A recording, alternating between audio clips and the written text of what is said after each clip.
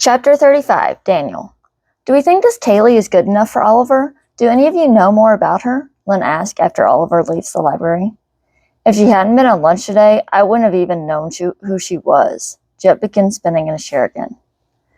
I only know what he's told us. Like Jet said earlier, she's not exactly in our usual group. I haven't been around her. Tristan puts his pen back in his bag. What about you? Grayson says to Lynn. You've been talking to Andrew a lot this week. It could just be me, but Grayson sounds irritated. It seems weird for him to be upset about Lynn working on a project, though.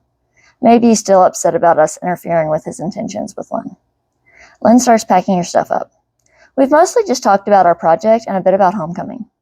You can get to know her tomorrow, I pipe up, although I'm sure Oliver would appreciate it if you don't go all FBI interrogator on her. I know Lynn can get carried away when she started on a project. What do you mean? Lynn asks. He means you can be intense and go overboard. We don't need her social security number or a background check on her entire family. Tristan goes back to tapping his fingers on the table now that Oliver's gone. I don't do that, Lynn protests. Besides, her sister and Callie will be there. I'm going to have girl time. There will be no interrogation. She makes a face when she says girl time. Jet raises his eyebrows. Do you even know what girl time entails? She shrugs. Not really. I'm hoping with Callie there we can at least talk sports while we succumb to my mother's makeover ideas. Good luck with that, Tristan says. It sounds like Kaylee hates sports, and I highly doubt her sister's a big fan. There's no way your mom will let you leave them out of a conversation. And talking sports won't help you to get to know Kaylee either, I say. Lynn makes a face. Why couldn't y'all let me live blissfully in ignorance until tomorrow? Because we're your best friends, it's our job to torture you, Jet smirks. Whatever, Lynn says as the bell rings. The guys get up to go to class. Lynn seems on edge, so I hang back after the other knights leave the library. What's up? Nothing. Lynn slings her bag over her shoulder. Worried about Oliver and Grayson? Yeah, for different reasons. It seems like you're worried about both of them getting hurt, just by different people. I grab my backpack. You're not wrong. How are you feeling about everything with Grayson? She sighs. I don't know. I'm not sure if I like him that way, and even less sure it'd matter if I do. I don't want to even think about being in another relationship right now. This week has been stressful enough on its own. If you aren't sure about how you feel, then take things slow. Give yourself time to figure it out. Hopefully by the time you know what you want, things will have settled down. Hopefully. Lynn still looks unsure. I wrap her in a bear hug. She hugs me back, and I can feel the tension leave her body. It'll all work out, I tell her as she lets go. Hearing Lynn's parents talk about love and falling in love makes it sound like something I'd want someday.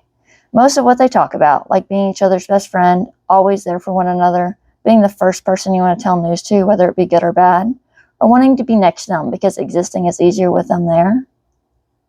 It all sounds great, but the person who closest fits that description is Lynn. We don't see each other that way. We have no romantic feelings towards each other. When we dated, things were okay until the first time we kissed. It was super awkward. At first, I thought it might be because it was each of our first kiss. We dated for about another week and tried kissing a few other times, but it felt off. After we broke up, I dated and kissed Devin Hankins. It didn't feel awkward or off. It wasn't particularly memorable either, but it did make me sure that kissing Lynn was weird because she's Lynn. Now I know Lynn is just a friend, and honestly more like a sister. Although I treat her more like a brother than a sister.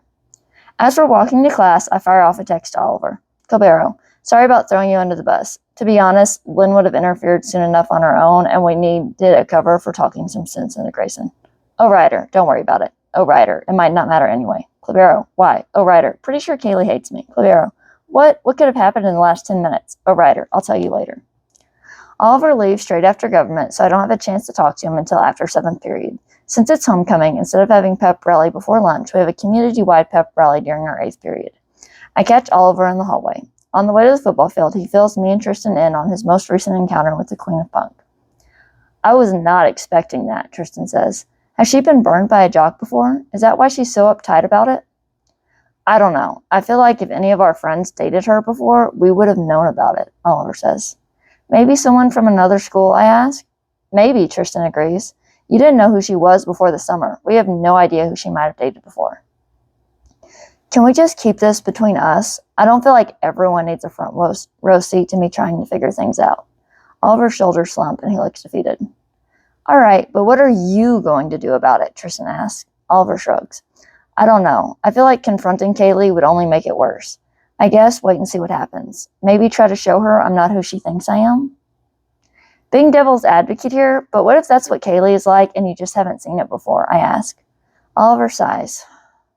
Then I should probably start learning a song from Mama Kingston's Christmas present so I can put all my work learning guitar to good use. The conversation shifts to the game tonight as we join the rest of the team for the pep rally.